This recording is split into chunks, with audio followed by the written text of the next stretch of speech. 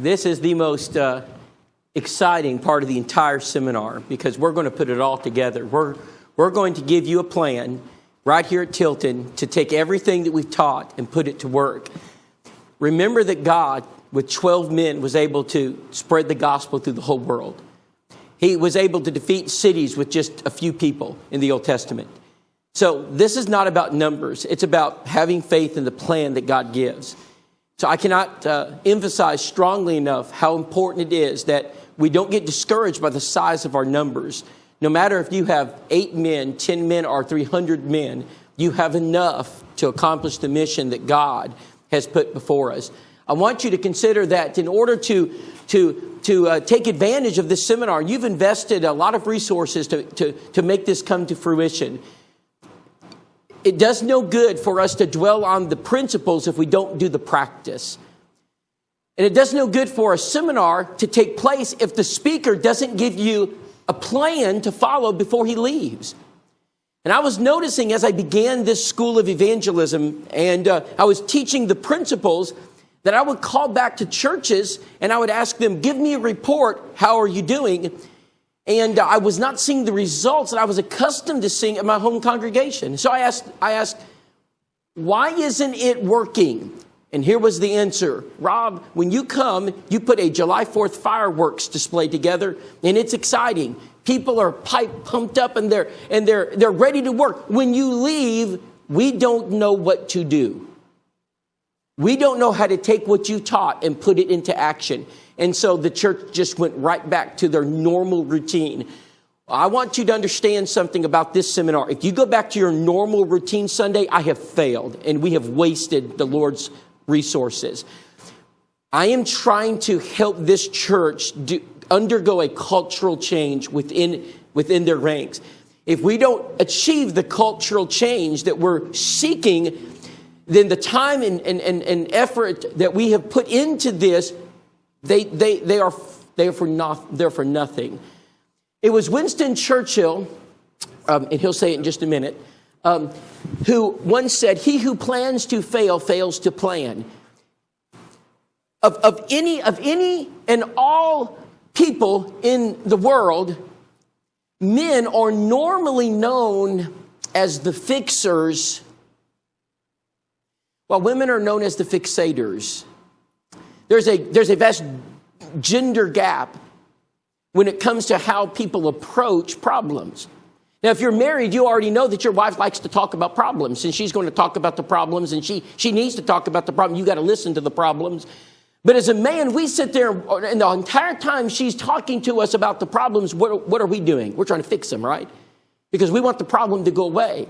And the longer you're married, the more you learn that, there are some problems you just can't fix. And so what you have to do is just listen to them. And you're going to listen to them, and you're going to listen to them. Well, let me put this into the perspective of the church. But there are some problems that we are going to experience. May I recommend that what you need to do is just listen to them. You're not going to fix them. There are some things that cannot be fixed because we're sinners and we're human. But this is one problem we have to fix. We have to find out how the church can be evangelistic again. If we don't fix this, if we don't evangelize, we will fossilize. This is an issue that should consume the air in an elders meeting. This is an issue that should consume the men of the congregation. Of all the issues a church is going to deal with, and you're going to deal with a lot of things, nothing is more important than what we're about to talk about.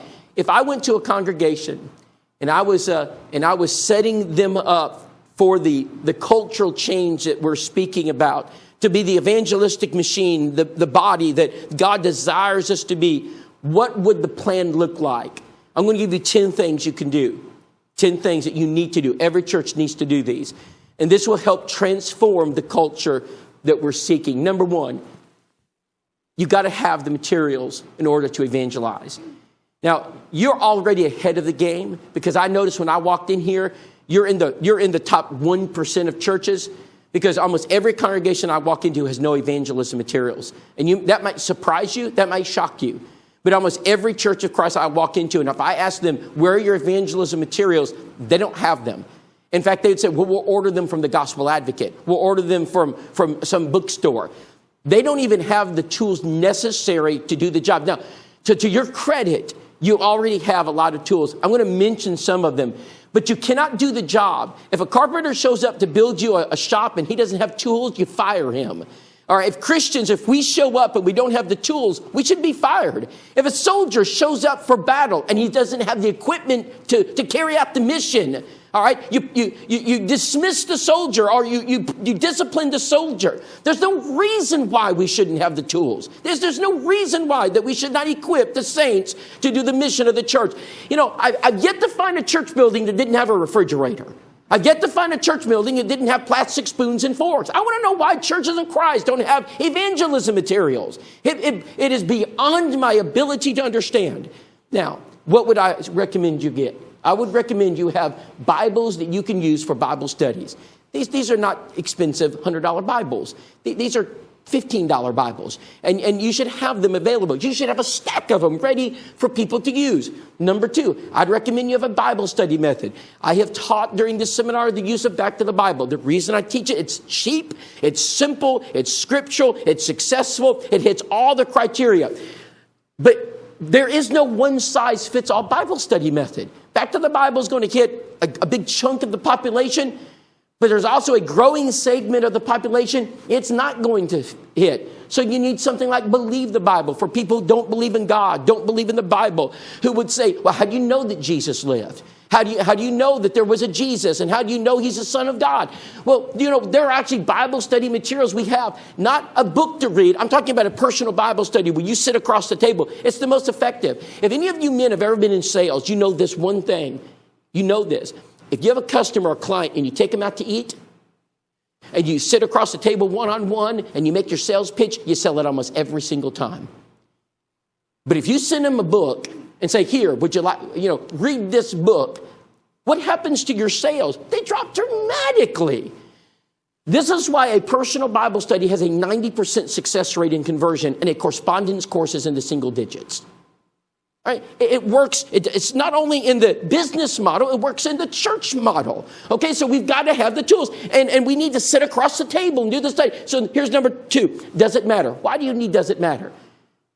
Because in a special circumstance, Back to the Bible may not work, and you may need a one-study method. So that combines them all together. Now, this workbook is a handbook on how to be a better evangelist. I recommend that every Christian reads up on how to be a better evangelist. I don't know why you wouldn't read up on it. I mean, how many guys hunt? How many you guys are hunters? And if you hunt, do you not read the magazines and try to figure out the techniques? You at least research it on YouTube. You know, how do you do the turkey call? How many of you guys fish? You know, do you not do the research and figure out, what's the bobber or what's the lure or what's the correct technique you need to use? I mean, whatever it is, if you got a car, don't you read up on it? Brother, we're talking about the most important thing on earth. Should we not be schooling up to become the best evangelists possible? This is the mind of one of the greatest evangelists who ever lived. It's Bobby Bates. He's the one who wrote Back to the Bible. You want to know about how to be an evangelist? Read it. You want to know why he and Wilma converted hundreds and hundreds of people? Wilma's still living. I see her once a year. I'm going to see her next week in Stevensville, Texas. I will be in her home. And she'll tell me stories about all the people, her and Bobby, she's up in years, but she still remembers it. And she'll tell me about all the people her and Bobby converted. That's his mind. That's what we've got left. School up on it. Dave Ramsey, I don't know if he's popular up in the Northeast. He is in the Southeast. He's a financial, counselor. He's written several successful books. There's something he says on his radio program when people call in, and this has stuck with me through the years. He says, if you want to build wealth, do what people with wealth do. It's a kind of simple thing. If you want to build wealth, look at what people with wealth do what they do. It's not hard. So if you want to be a successful evangelist, find out people who are converting people, what they do, and do what they do. Don't follow failure, follow success. Because success breeds success. So you need to have those. So yes, tracts are important. And I know you got some tracts. I think tracts are important. But I'm going to be honest with you. People are not converted because of tracts. Normally tracts solve an issue maybe that people have. That's not the best way to do conversions, but I would have them. Can I recommend a book that you should put out? Get Muscle and a Shovel and put it out there. Just get yourself a stack of them and put them out there and tell the church, listen, if you got somebody and maybe they're just not, maybe the ground isn't tilled enough to plant the seed. You know, when you make a garden, you got to work the ground up. Give them that book and just see if they'll read it. You know, I'm not so certain that Muscle and a Shovel will convert anybody who reads it. I know there's some who have been converted who've read it, but it may break the soil up so you can do it. So those are just some tools that I'd recommend that you have. You have, not only do you purchase them, and we don't have a meltdown about it, because we don't have meltdowns about purchasing plastic forks and spoons and tables for the fellowship hall. So we shouldn't have a meltdown about purchasing things like this, but we place them in a highly visible place. By and large, you guys have point 1 and 2. And this is very unusual. So something tells me that an elder or a member has attended my seminars before, or a preacher, because you have some of these steps and you've been working them. So I walked into your auditorium. I saw a place for evangelism materials. Can I tell you why these points are made? Let me tell you why I make these points. I walked into a church and I said, hey, brother, I said, where's your evangelism materials? Oh, yeah, Rob, we've got that. I knew they had it because I had taught them to get it. And so this is early on when I was first starting to train church. I said, brother, where is it? He said, I'll take you right to it. So we're walking to the church building. We're walking, now we're back in the back of the church building. Now we're walking to a special room. Now we unlock the room. Of course, the room is locked. We unlock the room. We go in. I said, brother, where is the evangelism material? Oh, he says, it's back here. Then we go to a locker. Of course, we have to unlock the locker. We have to find the key to unlock. Then he said, he goes to the top shelf of the locker. He pulls out back to the Bible. He says, see, we've got them right here. I said, why are they in the locker? He says, we're afraid someone might take them. Then he realized what he said. He said, did I say that? Friends, the mentality of church members to lock evangelism materials into a locker, and then we wonder why our members aren't doing evangelism. It ought to be in a highly visible place. We ought to place it where everybody can see it. Had another preacher tell me, and these are true stories, I'm telling you. He said this, he said, Rob, he says, I watched your seminar. I knew what you were going to say, and I didn't want us to be embarrassed. He said, so I put it out there in the foyer. He said, I came back a few days later, and it was gone. I said, Rob's coming. I'm not going to let that happen. So he put it out again. And he said, I put it out there on the table. He said, I came back a few days later. It was all gone. He says, now about this time, I knew something was going on, so I called one of the elders. I said, brother so-and-so. I said, where are the evangelism materials? He says, well, he says, Mark, now, we built this $3 million facility here. And, we planned out the foyer. And you should have told us you wanted a table out in the foyer with evangelism material. Some of the women complained it doesn't match the decor. So we put it in a back room. May I say this plainly, brethren? Any church of Christ who can't put evangelism materials in the foyer of the church building just needs to shut the doors, sell the building, and go home. If we in the church cannot display evangelism materials, what are we doing in the church? It's the purpose of the church. That's point number 2. But you guys have got that down, but I needed to tell you a couple stories. I got more stories, but I'll skip them. Let's go to number 3. If I had a way of snapping my fingers and making something happen, I would have your preacher in the pulpit on Sunday night teaching back to the Bible, and I'd have him doing it for the next 10 weeks. I'd pass a set of back to the Bible to every person. I'd pass it out from this age all the way up. If you can write, you would have back to the Bible in your hands. I will give you my PowerPoints. They're professionally made and designed by house to house. You don't have to do the work. All you got to do is say, church, open up page 1, and we're going to underline every verse, circle the answers, and take them through it. People aren't going to use the tools if they don't know how to use it. I grew up in a household with a dad and that came from a dad that was very good in the use of mechanical and electrical tools. And my dad has given me a lot of tools through the years. And he has organized my garage for me several times in my moves. And I have one of the most organized garages you've ever seen. And I have tools, and here's the problem with the preacher. I don't know how to use a lot of the tools. And so they sit there. A tool is useless if you don't know how to use it. Now, through the most recent years, I've become more in tune to learning how to use those tools with my son. And so now it's exciting to me to pick up a voltmeter and know that I can measure the voltage of a battery. And I know I turn the knob, and I know what I'm looking for. And I enjoy that. The point I'm trying to make is you can have every DeWalt tool under the sun, but if you don't know how to use it, they're worthless. Brethren, Your evangelism materials are beautiful, but if your members don't know how to use them, they're taking up space and wasting money. They're just going to sit there. If you're expecting your preacher to do all your evangelism, this church will not grow. And it has nothing to do with his ability. The preacher cannot do all your evangelism. You must get involved. It's a known fact that if you get the church involved in evangelism, with the preacher cheerleading the effort and the elders spearheading and leading the way, you'll have a growing church. But if the preacher is out there laboring and doing everything he can, and he is evangelistic, at best you hold on to what you got, or maybe have a small increase. But in many cases, that's all you get. Now, I'll go on to say this. If the preacher's not doing his job, you're probably going to decrease. It takes the preacher just to tread water in most places. So it's important to do the training. So the training of the materials is now too much of anything's too much. So I wouldn't take them through Back to the Bible for 10 weeks and then do Doesn't Matter for 3 more weeks and Believe the Bible for 10 more. I mean, too much of anything's too much. What I'd recommend is spread it out. But get back to the Bible, to this church. Train them. Wait another year. Take them through Does It Matter. Wait another year. Take them through Believe the Bible. But keep it on the forefront of their mind. Continue, and then maybe do it all over again. Train them again. Keep it on the forefront of their mind. Help them understand how to use the tools that have been provided.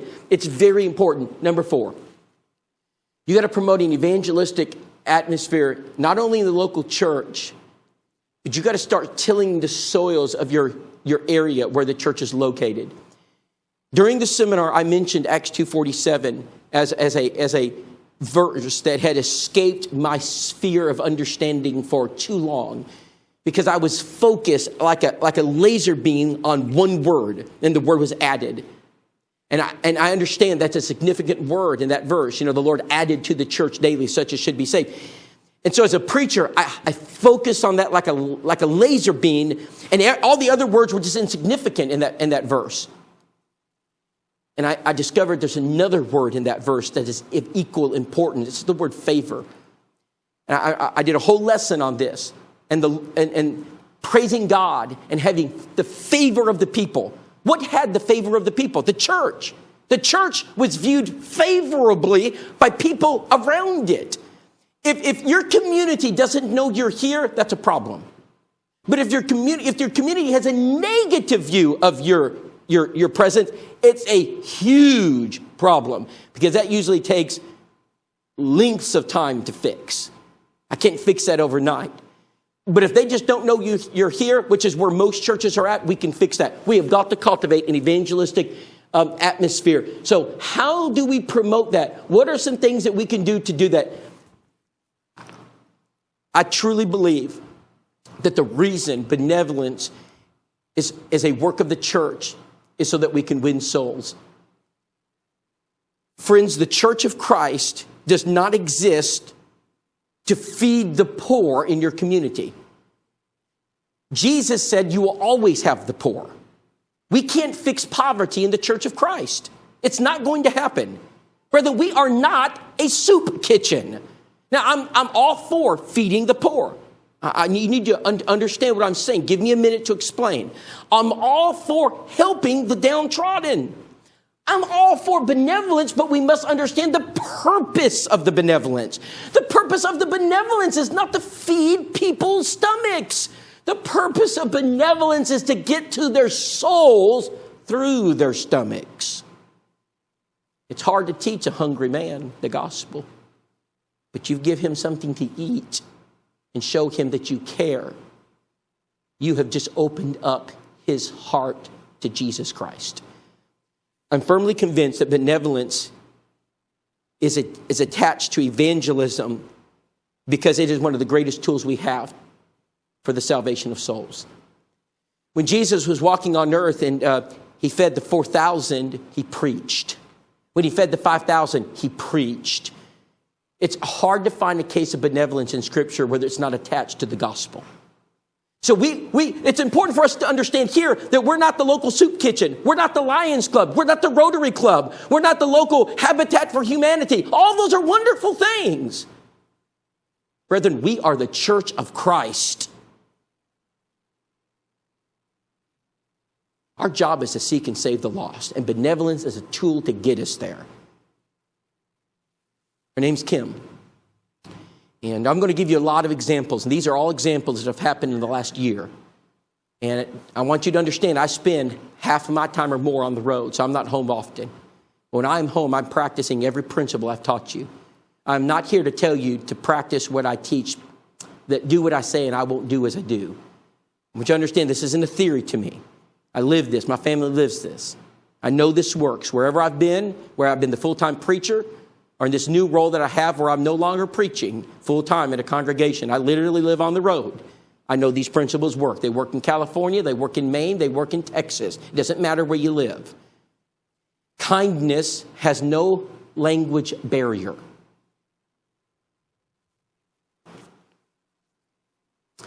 Got a phone call from a secretary from a Kim Bullock. And she said, I read in your newsletter, House to House, Heart to Heart, that you provide rides to church.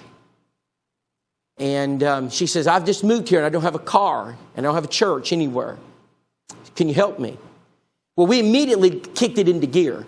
And we got her to the church and we formed the relationships. And my wife and I happened to be in town, my family, during that period of time. And we began to find out a little bit more about her. It didn't take long for us to know that she needed help. And Kim would make comments, and she was low on food, and she was having a difficult time even paying the rent. And I want you to understand that benevolence takes time. See, for many churches, benevolence is an albatross around the neck, and churches run from it, or we do the opposite. What we do is when people ask for help, we write out the check and get them out the door as quickly as possible. Yes, we'll pay your bill. Don't come back. A vagrant comes through. We have no idea who they are. They need gas money. We give it, and that's it. We have no connection to evangelism whatsoever. That's most churches. What I'm going to tell you is going to take a lot of work on your part. This is not simple. This isn't easy. I noticed Kim was having a hard time paying her bills. I said, Kim, how much is your rent?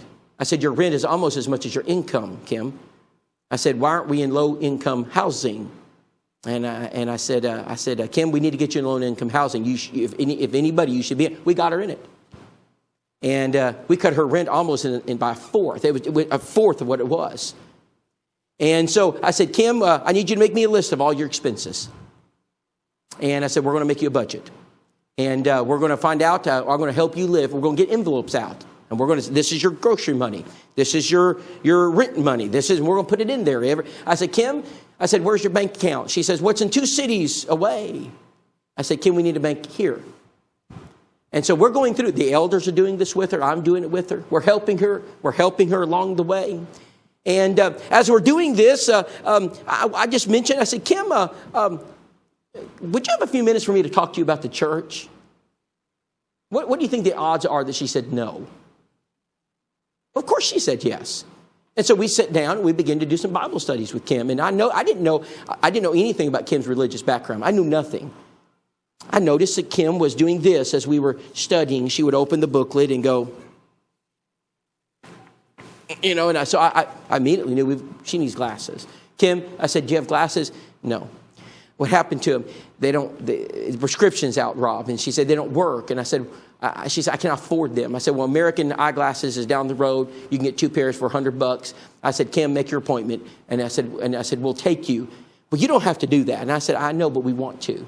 So we go, and Nicole spends half a day with her, gets her eyeglasses, brings her back. And by the way, I have the elders understand our benevolence work in Jacksonville, and we don't have to have a men's meeting or an elders meeting to buy eyeglasses for somebody. It's in the budget. And the elders tell me, Rob, you can spend up to this much money in benevolence, and if it's going to be used for a Bible study, that's our condition. The elder said, Rob, here's the church credit card. They said, if you're going to use it for a Bible study, you don't have to even ask us up to this level. And so we're going to talk more about that later. But it's important that we have benevolence built into the church. And I'm not writing checks for gas bills. In fact, when people call us and say, do you pay gas bills? We say no. You pay rent? No. Do you help people? Yes. Come here Wednesday night, 7 o'clock. And when I see you, and after church, we'll sit down and we'll help you. But we stopped paying bills a long time ago. We stopped being taken advantage of a long time ago because that's what people are doing. So we get those glasses for Kim. She goes through the study. She goes through study 1. She goes through study 2. And by the way, she's doing better than she's done in 10 years financially because she's just following basic principles of being a good steward of what we have. What do you think Kim did? She's a faithful Christian today. I can give you literally story after story of that. Now, does that mean that Kim is never going to get herself into a bind again? No, that's not what that means. That means, yes, she's going to eventually, get in a bind. We're going to have to sit down and say, no, Kim, what happened here?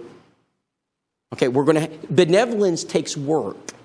I want to give you some other things, and I just don't want to talk about Jacksonville. I want to talk about some other churches. Let me give you the Crossville Church of Christ. They put an ad in the paper, and they said, I don't know if it would work here at Tilton. They put an ad in the paper, and it says, if you need benevolent help, you come to the church 7 o'clock Monday nights. I said, what happens at 7 o'clock on Monday night? They have a projector set up, and guess what? They get to watch for 1 hour, Searching for Truth.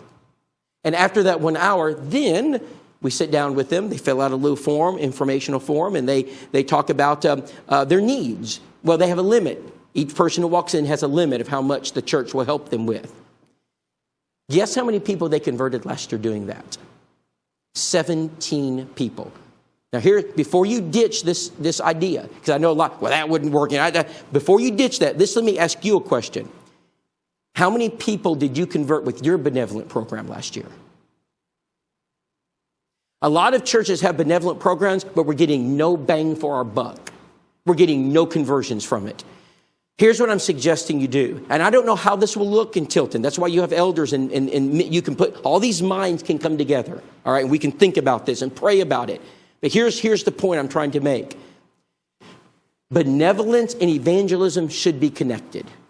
And we got to figure out how to do it. How do we connect them? How do we make this work? Whether you do it through the local congregation, let me give you another church, Stephen Rogers, Washington Avenue Church of Christ. What do?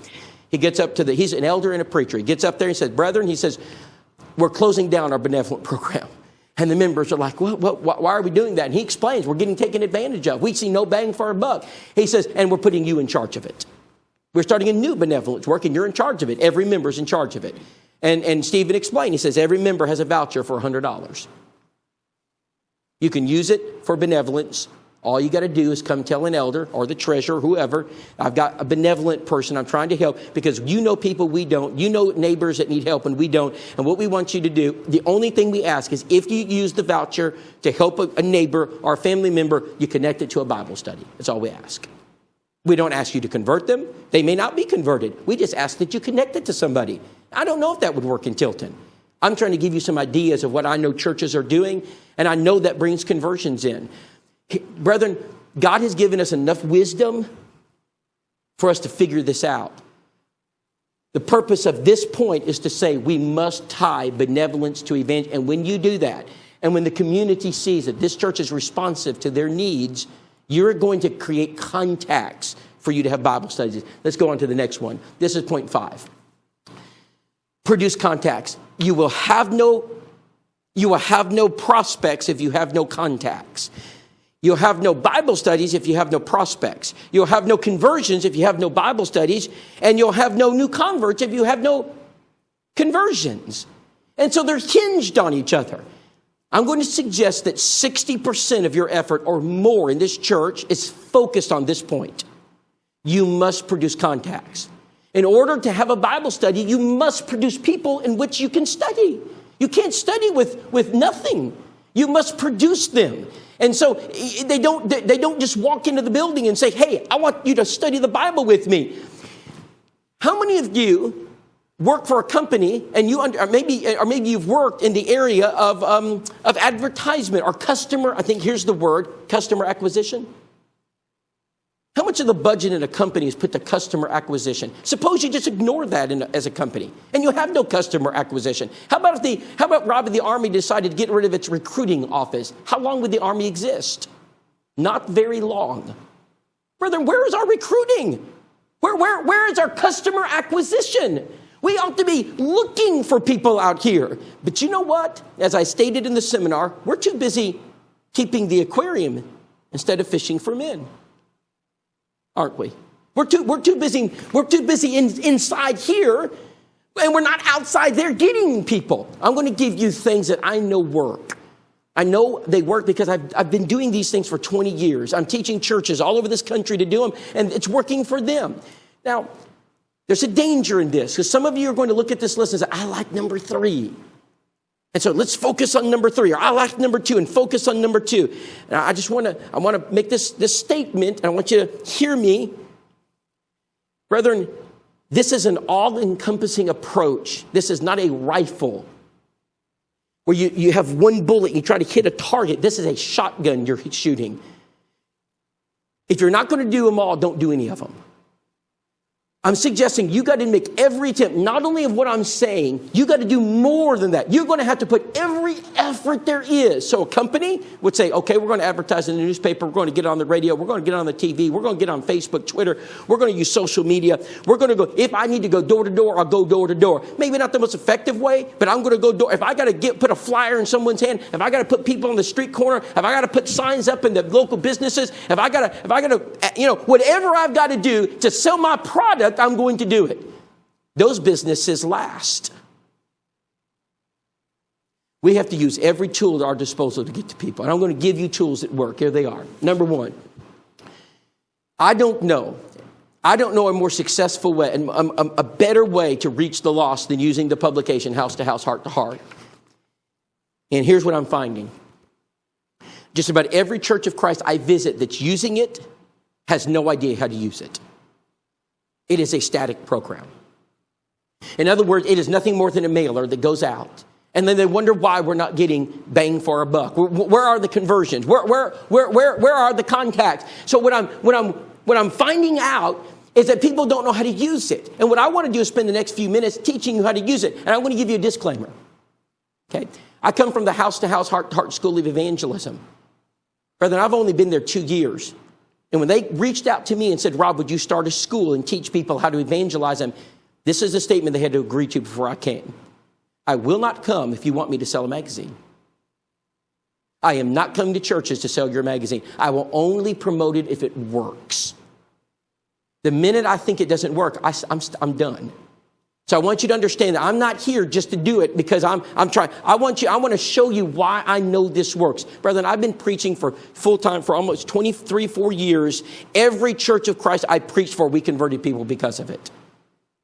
And including Jacksonville, where I'm not even the preacher. Here we go. Number 1, why do you use it? So you have House to House, Heart to Heart. This is what it looks like. And I'll tell you what, you can pass it around. I know all of you have seen it. All of you have seen it.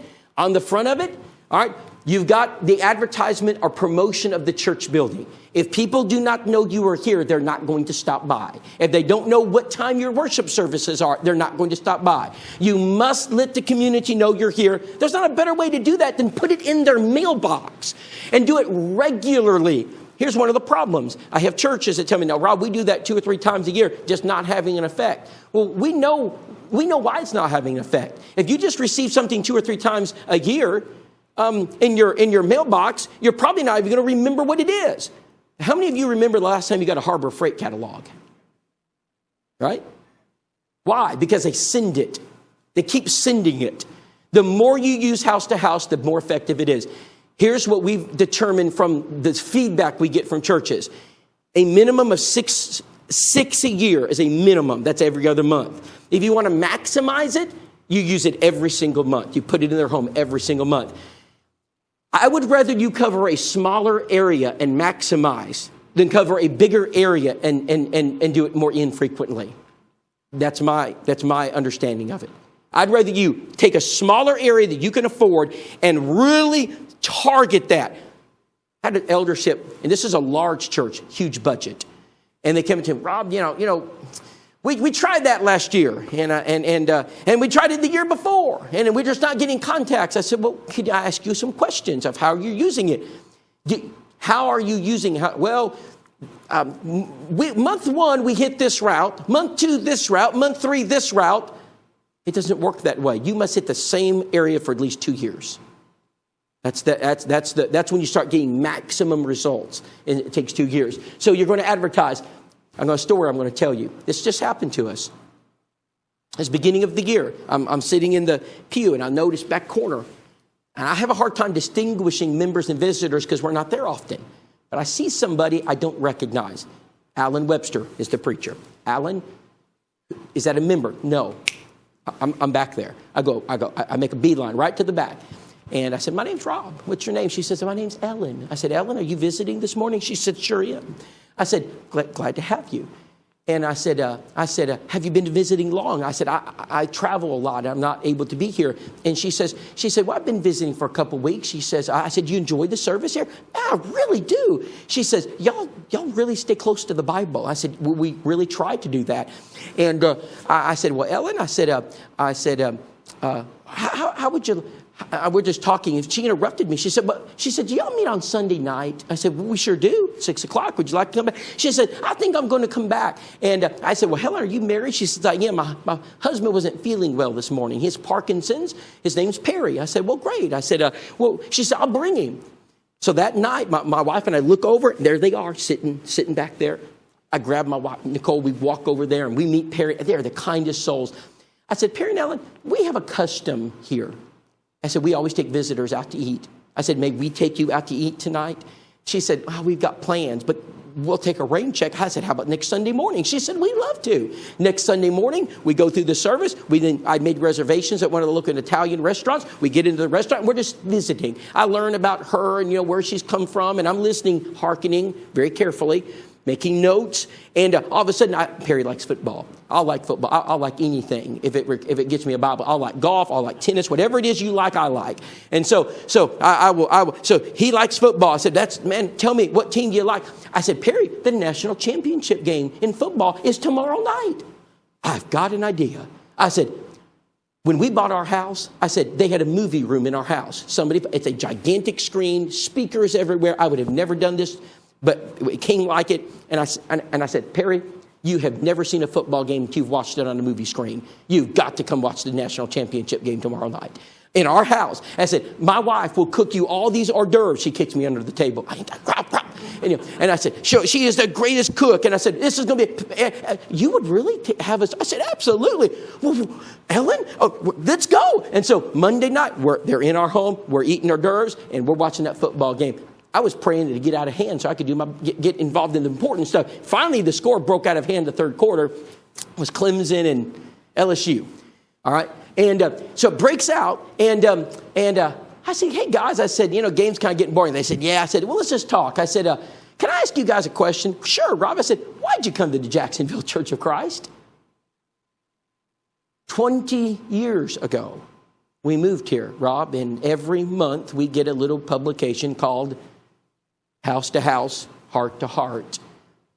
We are a little bit discouraged with our denomination.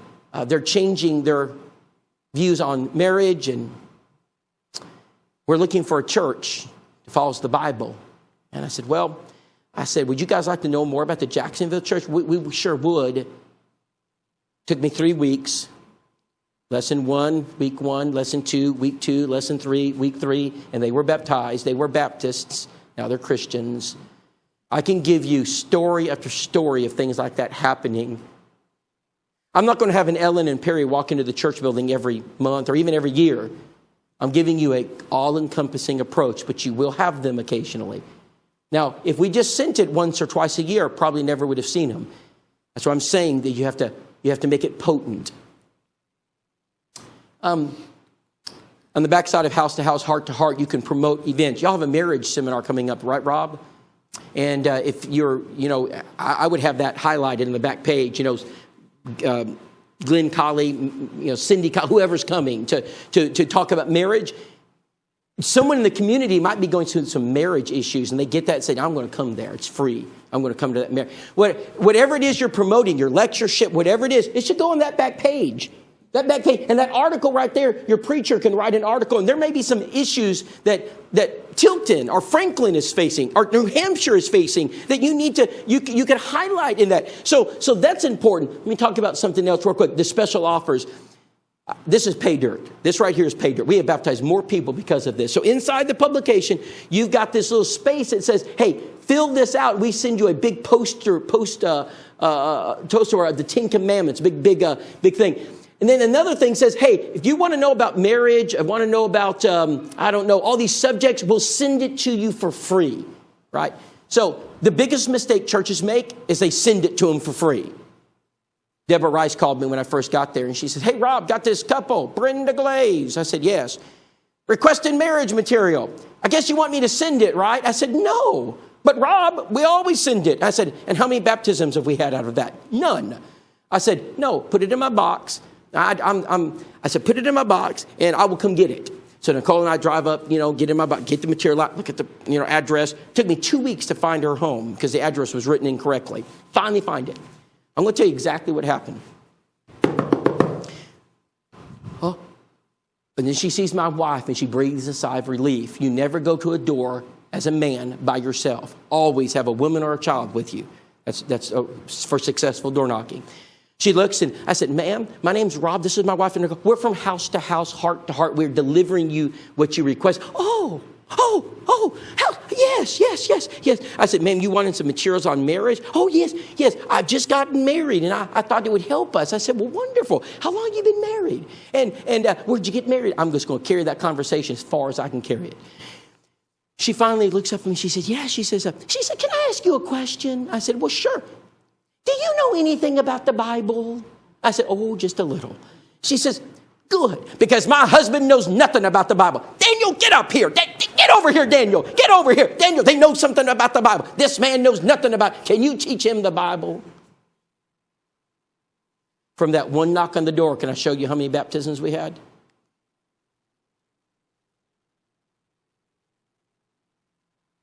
I've been doing this for 20 years. Don't send it. Don't mail it. Go to their door. You're at their door and you're talking one-on-one to somebody, the results go up dramatically. House to House is doing something new that you probably don't know about. It's called targeting. And what we're going to allow you to do is, because you guys live in different places. You said you live 45 minutes away. And brother, I don't know, y'all don't all live in Tilton. So this is a great tool for you guys. You know people that David doesn't know. You have friends and family, and you all know people that David does not know and that Rob doesn't know. When you target house to house, when you send out house to house, you're just going to pick some route around this building somewhere, I'm sure. You're going to pick some route, okay? But you can't get all these areas. You just can't afford it, right? But what you can do is target. We can pass a clipboard, and you can write down every friend, every coworker, every family member you have on that list. And you can do the same thing. Send it to us, and we'll mail them all house to house. Now watch this. Let them get it for 6 months. Let them get it every issue for 6 months. Then go up to them and say, hey, Dave, I subscribed to a magazine for you, and I thought you might enjoy reading it. Have you been getting house to house, heart to heart? You're just looking for one. One person says, you know what, I read an article last week. What'd you read it on? It was on whatever, And, have you never noticed that house to house, heart to heart strives to write articles that are they're designed to be evangelistic in nature. They're not designed to be conflictatory. They're not designed that way. It's designed to try to broaden your base, not to shrink it, okay? All right, that's the whole purpose of house to house. We're trying to encompass people and bring people so you can teach them. That's called targeting. Most churches don't know you can do that, but you can. So I would send that around and get anybody you know should be on that list. You should put people on. They don't even have to live here in New Hampshire. They can live anywhere, because you can do a Bible study using Zoom. As I said yesterday, using Back to the Bible. It's called targeting. It's an excellent tool. Door knocking. How many of you heard of our door knocking day now we're doing? We started this last year. We didn't think it would work, but let me back up. If you owned a business and a local business here at Tilton, and you wanted to let the people in the area know about your business, you might want to spend some time and go door to door and pass a flyer out to everybody. But you're not going to spend all your time and effort doing that, because the effort it takes to do that and your return on investment suggests that doing it another way is going to be more effective. But you do know you're going to reach people that will not be reached in any other way. You're going to get some people. So here's where door knocking is. Door knocking reaches the unchurched, the people who will not watch GBN. They're not going to read house to house. They don't know you. They're not going to read a tract, and they're not coming to church. You don't even know they're in your community. The only way you're going to reach them is knock on their door. Suggestion, once a year, you should door knock. I've been doing this again for 20-some years, and I can tell you baptism after baptism we have had because of this. We find people that we didn't even know were. We find actual members of the church that fell away 20 years ago that have moved in. Oh, I used to go to the Church of Christ. I have found people like that, and we've restored them. It's very likely here at Tilton and Franklin, you have former members of the church living here that you don't even know about. And you knock on their door and identify yourself, and they say, oh, I was a member of the Church of Christ. You just hit pay dirt right there. You just found someone that you, and so this is door knock. So what we do at House to House is we suggest a date where every Church of Christ door knocks. It's October 3rd this year. I don't know how that's going to work with COVID. But last year, we threw this together at the last minute. The results were incredible. We had 700 Churches of Christ participate. We knocked over 20,000 doors. We had hundreds of Bible studies, and we had conversions. It went over so well, we're going to do it every year. So I would encourage you guys, on that date, set it, and here's how you door knock successfully. Come up to the door, and this makes it easy. You go to where you send house to house. Go to where you're sending it, all right? Call Matt Wall and say, Matt, don't mail it. Send that issue to us. We will hand deliver it. Don't bite off more than you can chew. So take a route that has, a limited number. Now go door to door and you say this. Say, hey, name's Rob. We subscribe to this publication, House to House, and just want to know what you thought about it. I can tell you story after story of people we baptized doing that. Are you going to baptize the whole city? No. But you're probably going to find a person if you do that. You're probably going to find one. Maybe two. All right. What about the New Movers program? The New Movers program is something new that we're doing in the last couple of years. Here's what we do. When someone moves into Tilton or moves into your area route, we have the ability to know who they are and where they live. And when you have $1 million contracts with the post office, you can get that information. All right.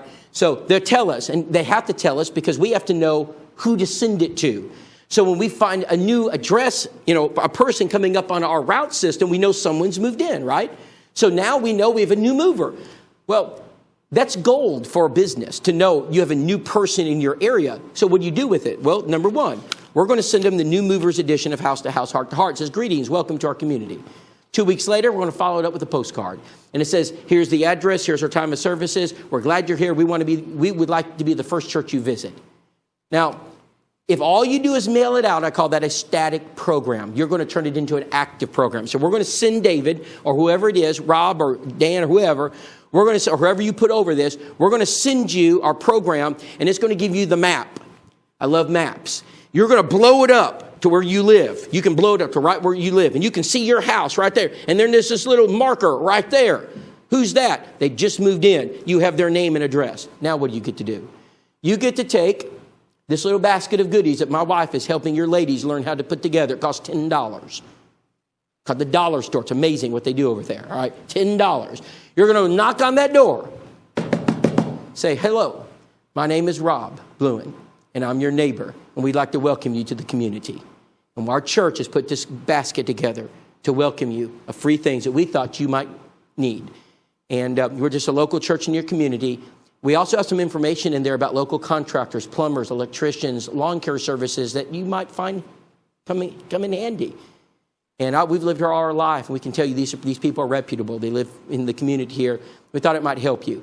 And we have some numbers for the police department, the fire department. Oh, by the way, I just moved 2 years ago. You know what was so frustrating? Where do you take your trash? You can't find it on the internet. Where do you take your trash?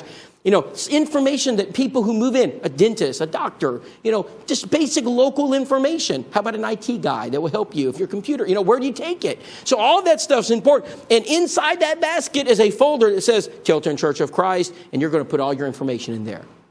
You're going to put a track on the Church of Christ. You're going to put just whatever you want to put in there. You're going to put it in there. You're going to give it to him. Now, what response are you going to get? Thanks. Have a good day. You're going to have some people try to get rid of you as fast as they can. Then you're going to have somebody, I've got a church home already. You're going to get that. But then you're going to get this. That was so kind for you to come and give that. Thank you so much. As soon as they do that, you're going to write that name and address down that pad, and you're going to remember that house. You're going to come back to this church, and you're going to add them to a list. And I'm going to tell you what you're going to do with it here in just a minute. But you just hit pay dirt with that, okay? You're going to remember this. I'm going to come back to it. And quote David Shannon. He's the president of Freed-Hardeman. People are most likely to change churches when they move. A couple of generations ago, if a family or couple moved from one city to another city, they usually stayed with the same denomination. Those days are over. Today, it doesn't matter what denomination they were in the last town. Your average person is willing to look at any church in their neighborhood. This is a powerful opportunity for evangelism. It doesn't matter to me what church they were a member of in the last town. I want them to visit the Church of Christ because it gives us the best opportunity to one day and sit down with them and study the Word of God. That's what we're trying to do. Now, let me talk about the card program. In my opinion, this is going to be one of the most successful things that a local church can do to get into Bible studies. But it requires the whole church to get involved. If just one family's doing it, it won't work. Everybody, you're going to have to pull everybody to get this to work. When people say, "Well, I just don't know what I can do at this church," all right, that should be untrue at Tilton, because we're going to put you to work. There's something for every person to do. I don't care for the 90-year-old or the 9-year-old. Everybody can do the card sending program. So what does it look like? Well, what we're going to do is we're going to look out into the church and we're going to say, hey, if you have a neighbor, family member, coworker, anyone you know that has cancer, that had just lost a loved one. When I was sitting in Rob's house the first day and someone had passed away. I heard y'all talking, but someone had passed away. I don't know. I thought, perfect person, whoever it is. Anyone who's lost a loved one. A job change, lost their job, had a new baby, just got married. I'll give you a list of 40 people we're looking for. You need to submit that name to this church. You need to give me their name, their address, and the relationship. So you might say, coworker. You might say, neighbor. You might say, good friend. We need to know how they're connected. We need to know where they, who are they. So we're going to do that. Then we're going to get in a room, and we're going to divide the church into teams. Now, with the size of congregation Tilton is, I would suggest no more than 2 teams. Okay, that would be the maximum. All right, and so this is not one of those things where you're able to enlist at the local recruiting office. No, you've been drafted. Everyone's on the list. So we don't ask.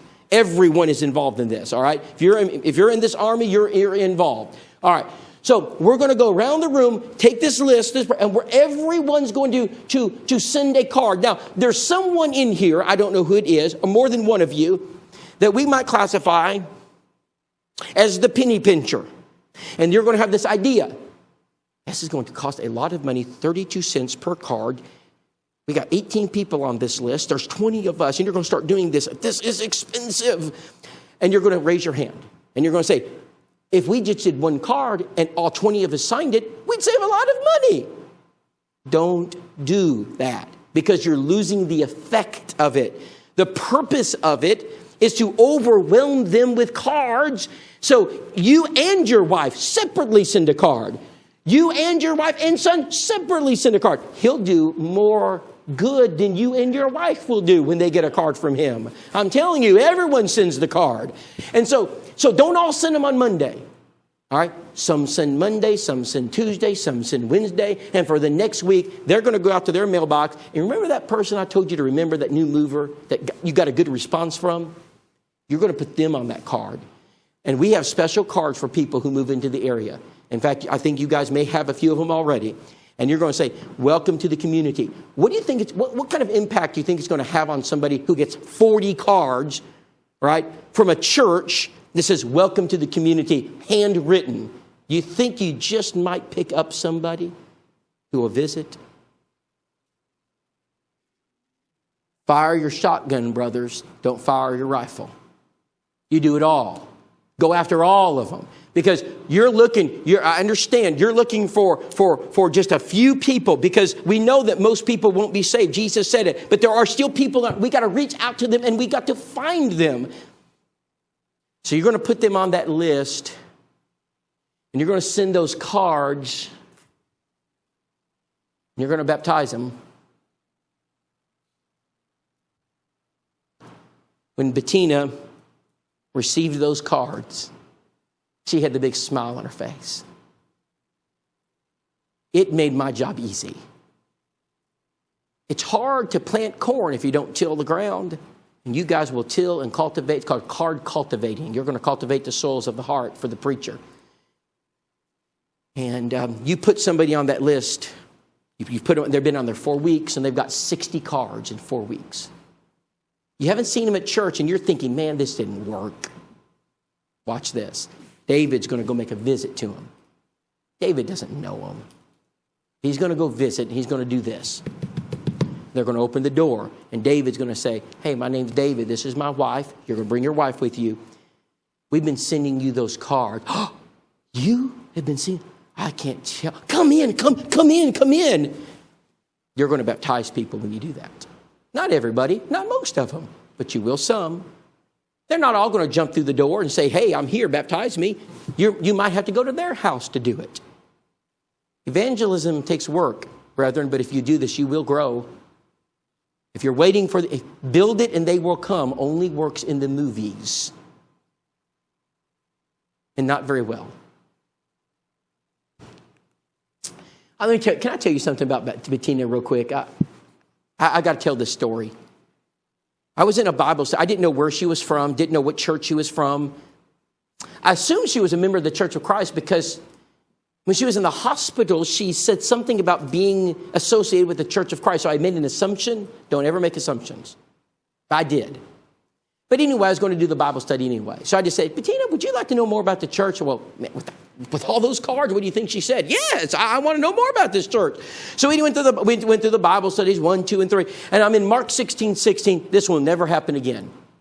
I said, Bettina, would you read that passage? Oh, yes. She knows her Bible. Oh, Rob, my pastor told me all about this verse. He that believes is saved and then baptized, and he that believes not shall be condemned. I picked her Bible up, I looked at it, put it back down. I said, Bettina, would you read that? Yes, he that believes is baptized. He that believes is saved and then baptized, and he that believeth not shall be condemned. I've never heard that version before. And she looked at me, she knew I was confused. She says, Bob, is there something wrong? And I said, yes, Bettina, there's something wrong. I said, would you read it just word by word? I was like, pick out the word, say it, stop, and read the next word. He that believes and is baptized shall be. That's not what my pastor taught me, Rob. 30 minutes later, she's at the building being baptized. I can sit here and give you story after story of things like that happen. Not the Mark 16:16 thing happening, but these things are real. Visitor bags. A small church has no excuse for allowing a visitor to slip through their fingers.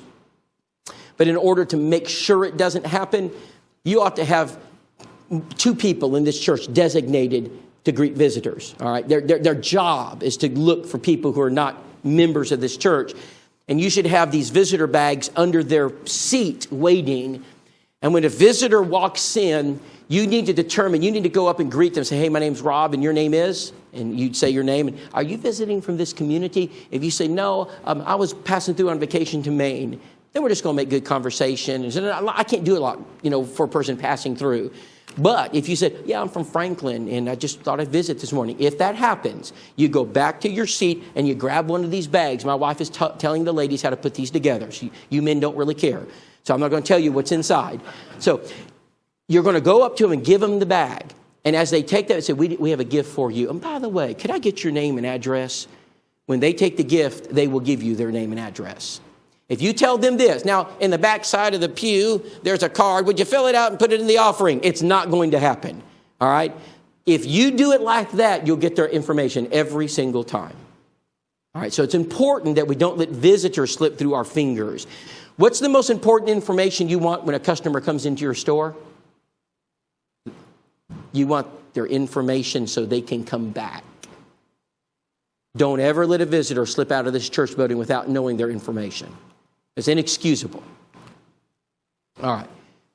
Let me give you the meals. I've mentioned the meals already. That's important. We should always be inviting church members, or church members should always be inviting visitors to go out to eat. It's a very important thing to do.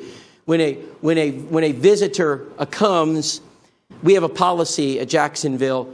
We will always take them out to eat, and at least the invitation, right? At least the invitation. Now they may say, "Oh, we've got plans," or but I'm at least going to give them the invitation. What I really want to do is have them at my home, because I know once they're in my home, I'm this close to a Bible study. It's eventually going to happen. I've explained how that works Sunday, Monday. So the restaurant meals are important. Gospel Broadcasting Network. This is a shot in the dark, but let me mention it. Call GBN and ask them this question. Has anybody in the Tilton, Franklin area ever requested or called in for information? And they'll send you a list of anybody who has. Okay? And if you get those names, you should follow up on those. I was down in Austin. You said you were from the Austin area. I was down in Austin at Southwest. And I told the preacher that. And it's Cody, I'm trying to remember his last name. He called me yesterday. In fact, I mentioned to Cody. He said, never thought about that. So he called GBN. 2 people had called into the program. He baptized 2 of them in a month, both of them. Because they had called in. They're interested. But Cody didn't know Cody Westbrook. He didn't know anything about it. So call GB and just ask a shot in the dark. Let me give you another one real quick. Community outreach. I understand you guys did like a community meal for the police officers or something like this and didn't have a good response. Did have the mayor come. Let me suggest just broaden your appeal. Make it a community for everybody.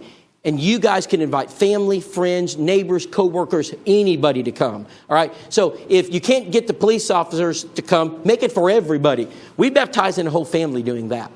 I'm not saying that you should put all your eggs in this basket. Maybe just do it once a year. Guys, get your grills out, grill hamburgers, hot dogs, and say, hey, everybody come over it's a meet and greet. We want to meet you, free food. And we do, at Jacksonville, we do the shrimp boil and alligator sausage, and we fill the building. Because it's shrimp boiled and alligator sausage. Now, I don't know what you do in Tilton. I don't know if you do lobsters and shrimp. I don't know what you have to do to get people here.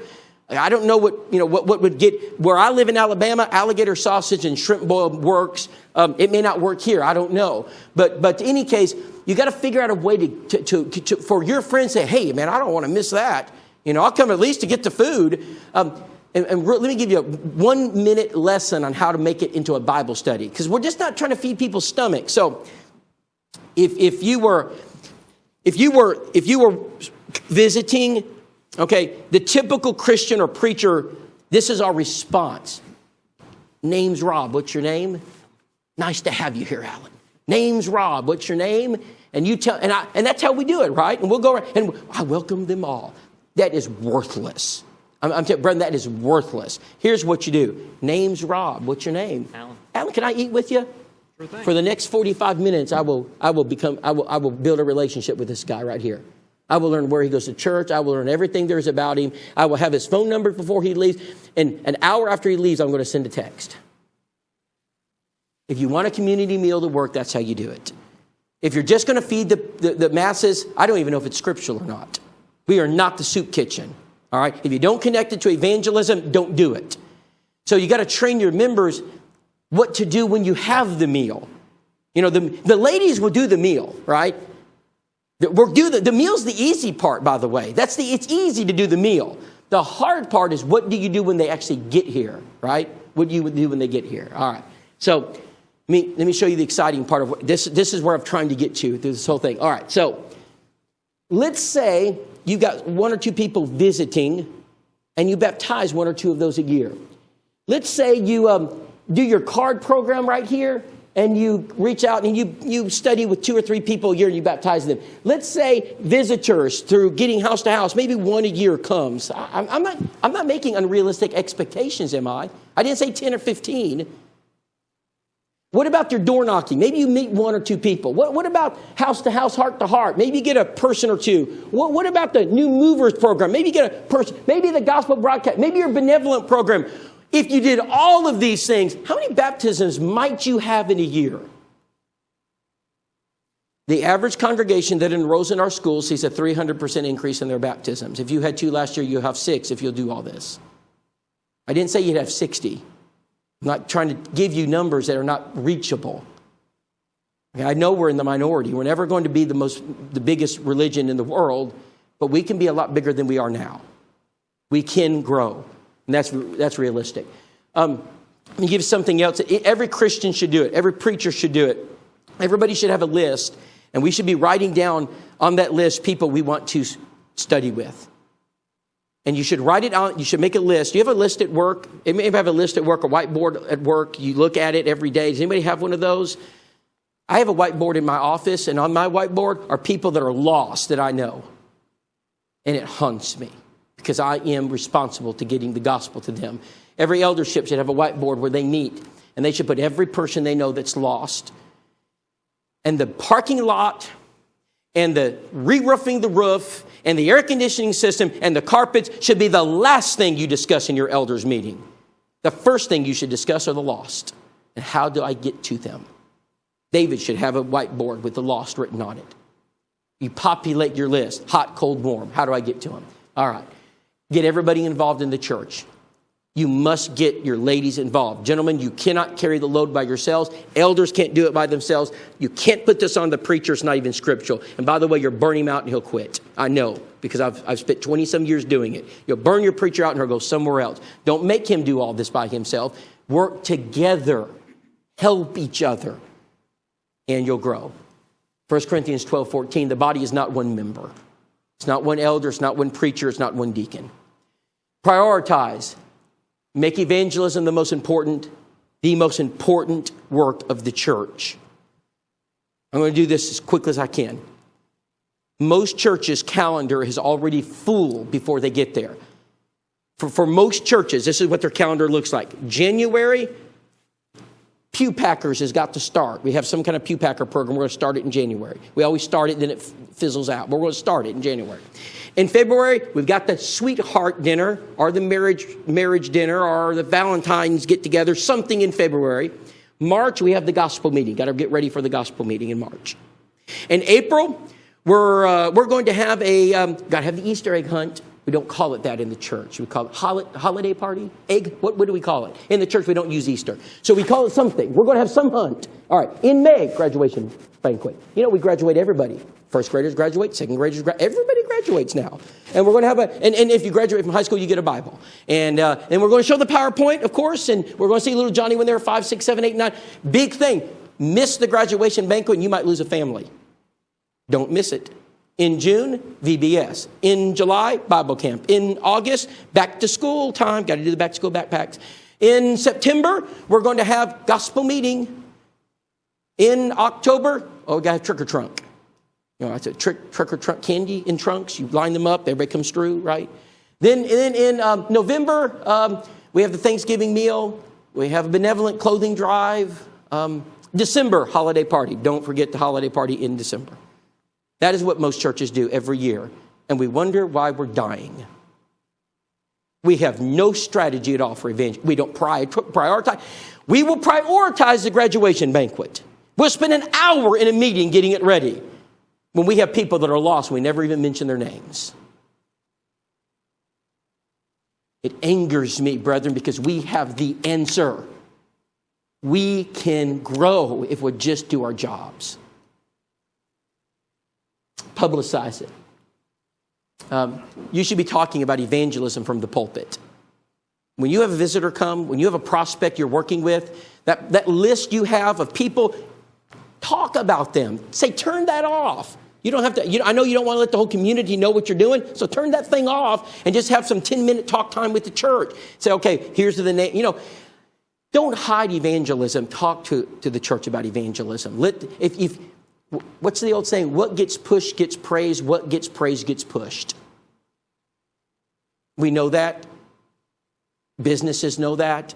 It works in the church. Number 10, lastly, we should be praying about evangelism. And it's not wrong to pray that the people on our prayer list and list them by name and pray for them by name, that we'd have a Bible study with them. I notice when we pray, we always pray for our safety.